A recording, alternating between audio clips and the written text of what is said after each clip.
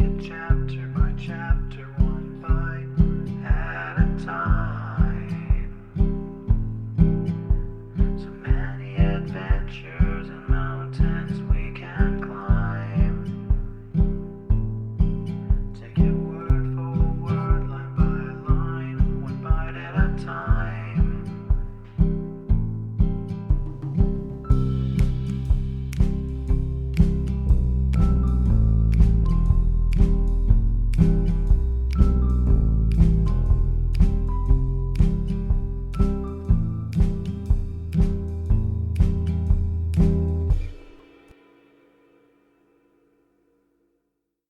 Welcome to Bite at a Time Books, where we read you your favorite classics one bite at a time. My name is Bree Carlisle, and I love to read, and wanted to share my passion with listeners like you. If you want to know what's coming next and vote on upcoming books, sign up for our newsletter at biteatatimebooks.com. Be sure to follow my show on your favorite podcast platform so you get all the new episodes. You can find most of our links in the show notes, but also our website, biteatatimebooks.com, includes all of the links for our show, including to our Patreon to support the show and YouTube, where we have special behind the narration of the episodes. We're part of the Bite at a Time Books Productions Network. If you'd also like to hear what inspired your favorite classic author to write their novels, and what was going on in the world at the time, check out the Bite at a Time Books Behind the Story podcast, wherever you listen to podcasts. Today we'll be continuing Anne's House of Dreams by Lucy Maud Montgomery. Chapter 30. Leslie Decides. A sudden outbreak of a virulent type of influenza at the Glen and down at the fishing village kept Gilbert so busy for the next fortnight that he had no time to pay the promised visit to Captain Jim. Anne hoped against hope that he had abandoned the idea about Dick Moore, and resolving to let sleeping dogs lie, she said no more about the subject. But she thought of it incessantly. I wonder if it would be right for me to tell him that Leslie cares for Owen, she thought. He would never let her suspect that he knew, so her pride would not suffer, and it might convince him that he should let Dick Moore alone. Shall I? Shall I? No, after all, I cannot. A promise is sacred, and I've no right to betray Leslie's secret. But oh, I never felt so worried over anything in my life as I do over this. It's spoiling the spring. It's spoiling everything. One evening, Gilbert abruptly proposed that they go down and see Captain Jim. With a sinking heart, Anne agreed, and they set forth. 2 weeks of kind sunshine had wrought a miracle in the bleak landscape over which Gilbert's crow had flown.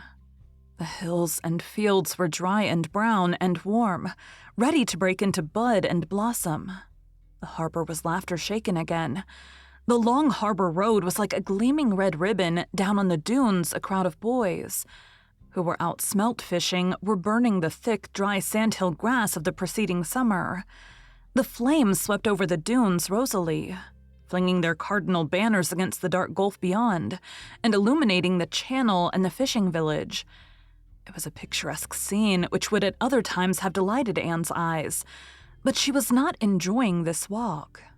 Neither was Gilbert. Their usual good comradeship and Josephian community of taste and viewpoint were sadly lacking. Anne's disapproval of the whole project showed itself in the haughty uplift of her head and the studied politeness of her remarks. Gilbert's mouth was set in all the blithe obstinacy, but his eyes were troubled. He meant to do what he believed to be his duty, but to be at outs with Anne was a high price to pay. Altogether, both were glad when they reached the light, and remorseful that they should be glad. Captain Jim put away the fishing net upon which he was working, and welcomed them joyfully. In the searching light of the spring evening, he looked older than Anne had ever seen him. His hair had grown much grayer, and the strong old hand shook a little, but his blue eyes were clear and steady, and the staunch soul looked out through them gallant and unafraid. Captain Jim listened in amazed silence, while Gilbert said what he had come to say. Anne, who knew how the old man worshipped Leslie, felt quite sure that he would side with her. Although she had not much hope that this would influence Gilbert, She was therefore surprised beyond measure when Captain Jim slowly and sorrowfully, but unhesitatingly, gave it as his opinion that Leslie should be told. "Oh, Captain Jim, I didn't think you'd say that," she exclaimed reproachfully. "I thought you wouldn't want to make more trouble for her." Captain Jim shook his head. "I don't want to. I know how you feel about it, Mistress Blythe, just as I feel meself. But it ain't our feelings we have to steer by through life. No, we'd make shipwreck mighty often if we did that. There's only the one safe compass, and we've got to set our course by that, what it's right to do. I agree with the doctor. If there's a chance for Dick, Leslie should be told of it. There's no two sides to that, in my opinion." "Well," said Anne, giving up in despair, "wait until Miss Cornelia gets after you two men." "Cornelia'll rake us fore and aft, no doubt," assented Captain Jim. "You women are lovely critters, Mistress Blythe, but you're just a mite illogical. You're a highly educated lady and Cornelia isn't. But you're like as two peas when it comes to that. I don't know's you're any the worse for it. Logic is a sort of hard, merciless thing, I reckon. Now I'll brew a cup of tea and we'll drink it and talk of pleasant things just to calm our minds a bit." At least Captain Jim's tea and conversation calmed Anne's mind, to such an extent that she did not make Gilbert suffer so acutely on the way home, as she had deliberately intended to do. She did not refer to the burning question at all, but she chatted amiably of other matters, and Gilbert understood that he was forgiven under protest. "Captain Jim seems very frail and bent this spring. The winter has aged him," said Anne sadly. "I'm afraid that he will soon be going to seek lost Margaret. I can't bear to think of it." "Four Winds won't be the same place when Captain Jim sets out to sea," agreed Gilbert. The following evening he went to the house up the brook. Anne wandered dismally around until his return. "Well, what did Leslie say?" she demanded when he came in. "Very little. I think she felt rather dazed." "And is she going to have the operation?" "She's going to think it over and decide very soon." Gilbert flung himself wearily into the easy chair before the fire. He looked tired.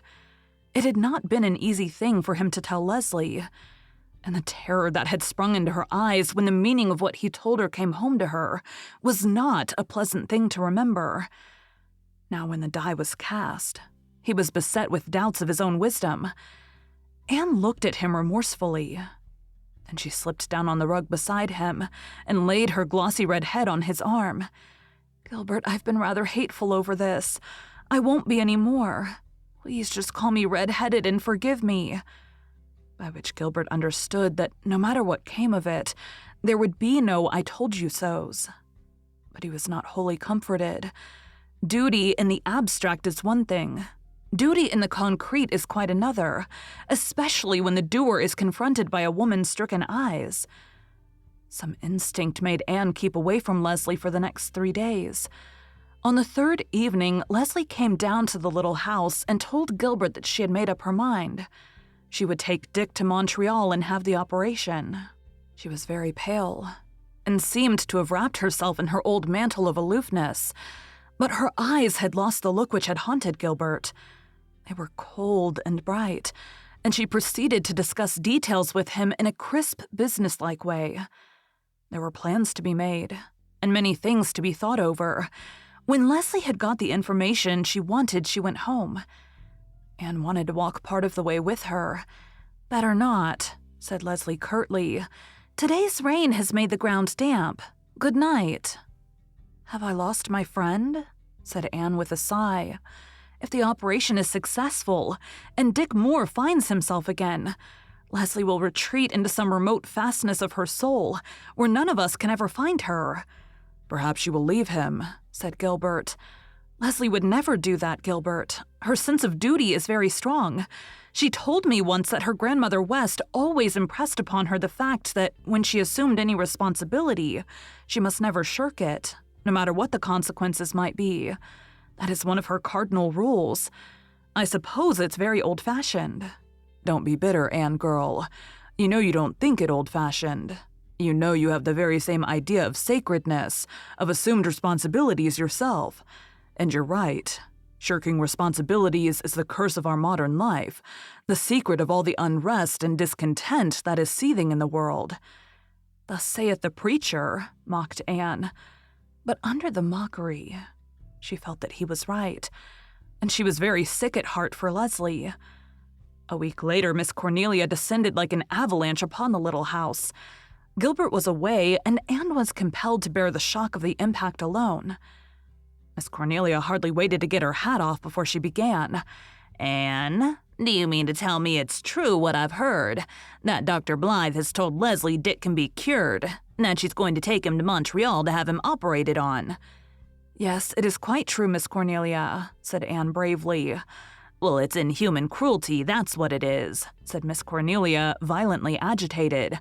"I did think Dr. Blythe was a decent man. I didn't think he could have been guilty of this." "Dr. Blythe thought it was his duty to tell Leslie that there was a chance for Dick," said Anne with spirit. "And," she added, loyalty to Gilbert getting the better of her, "I agree with him." "Oh, no, you don't, dearie," said Miss Cornelia. "No person with any bowels of compassion could. Captain Jim does." "Don't quote that old ninny to me," cried Miss Cornelia. "And I don't care who agrees with him. Think what it means to that poor hunted, harried girl." "We do think of it. But Gilbert believes that a doctor should put the welfare of a patient's mind and body before all other considerations." "That's just like a man. But I expected better things of you, Anne," said Miss Cornelia, more in sorrow than in wrath. Then she proceeded to bombard Anne with precisely the same arguments with which the latter had attacked Gilbert, and Anne valiantly defended her husband with the weapons he had used for his own protection. Long was the fray. But Miss Cornelia made an end at last. "It's an iniquitous shame," she declared, almost in tears. "That's just what it is, an iniquitous shame. Poor, poor Leslie." "Don't you think Dick should be considered a little too?" pleaded Anne. Dick Moore. He's happy enough. He's a better behaved and more reputable member of society now than he ever was before. Why, he was a drunkard, and perhaps worse. Are you going to set him loose again to roar and to devour?" "He may reform," said poor Anne, beset by foe without and traitor within. "Reform your grandmother," retorted Miss Cornelia. "Dick Moore got the injuries that left him as he is in a drunken brawl. He deserves his fate. It was sent on him for a punishment. I don't believe the doctor has any business to tamper with the visitations of God." "Nobody knows how Dick was hurt, Miss Cornelia. It may not have been in a drunken brawl at all. He may have been waylaid and robbed." "Pigs may whistle, but they've poor mouths for it," said Miss Cornelia. "Well, the gist of what you tell me is that the thing is settled and there's no use in talking. If that's so, I'll hold my tongue. I don't propose to wear my teeth out gnawing files. When a thing has to be, I give in to it, but I like to make mighty sure first that it has to be. Now I'll devote my energies to comforting and sustaining Leslie. And after all," added Miss Cornelia, brightening up hopefully, "perhaps nothing can be done for Dick." Thank you for joining Bite at a Time Books today, while we read a bite of one of your favorite classics. Again, my name is Bree Carlisle, and I hope you come back tomorrow for the next bite of Anne's House of Dreams. Don't forget to sign up for our newsletter at biteatatimebooks.com. You can check out the show notes or our website biteatatimebooks.com for the rest of the links for our show.